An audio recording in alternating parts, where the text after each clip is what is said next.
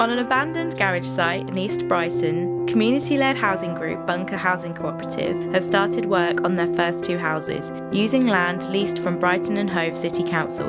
Bunker's members are low-income people who not only want to house themselves but are developing a model for low-cost, sustainable homes that can be replicated elsewhere. So this was all, we cleared all of this. This here, brambles, were like 8 feet high. Wow! And we cleared it all out. Well, Bunker started in 2014. It was us and our neighbours at the time, so that's myself and my partner and our little girl. She went to school with the next door neighbour's child and we got talking over the fence.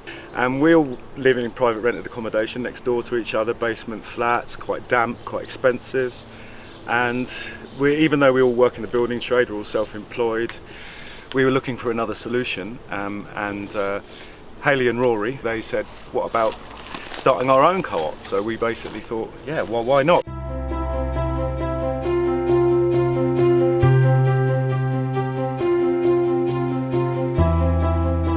We then started on working with this site, but then we decided, because what we'd like to do is create a model, all of this work going into doing this one site, we want it to be replicable, we want it to be a model not just for the council but for us as well, that we can then roll out onto other similar sites like this throughout the city that developers don't want, that community-led housing groups can work on. And that's what we felt at the beginning, was that, you know, the families were more than capable of building the houses in theory, but of course building a house is a massive time commitment, plus a lot of hard work on top of all the complication of trying to understand this stuff. So it became quite exciting from that point for us, because it was about the modular system.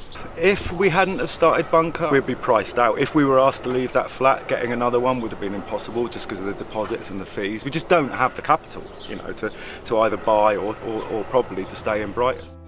Housing in Brighton and Hove is extremely expensive, and there's a shortage. House prices are around 14 times the average salary, and monthly rents are over half of tenants' incomes. So families wanting to stay in the city find it very challenging. Okay. I think I've got your revisors on. Yeah, I just...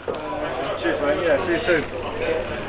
Because we're using cross-laminated timber, which is quite a new technique in the UK, building control and other, it's not a known quantity, so we're having to double check all the things that we can do. This bit here is the kind of communal grass, the lawn, and this is the communal area. Like I said, that bit is ours too. It's amazing, it's a proper little oasis. When we go up there into the space there, it's a lovely place to be, especially on a day like today, obviously. But you know, the neighbourhood, as you can see, live around, is quite well established. Like, we've met about 5 or 6 of our neighbours, and I like it. I love it up here. You know, every time we come here, I think, oh yeah, I'm going to live here. It's great. We need more affordable land and property to make more projects like Bunker happen. Help show the demand is out there by joining Brighton Hove City Council's Self-Build Register. It's easy to do. Go to brighton-hove.gov.uk and search Self-Build and Custom House Building Register. Brighton and Hove Community Land Trust supports groups of people who want to create their own community-led housing projects.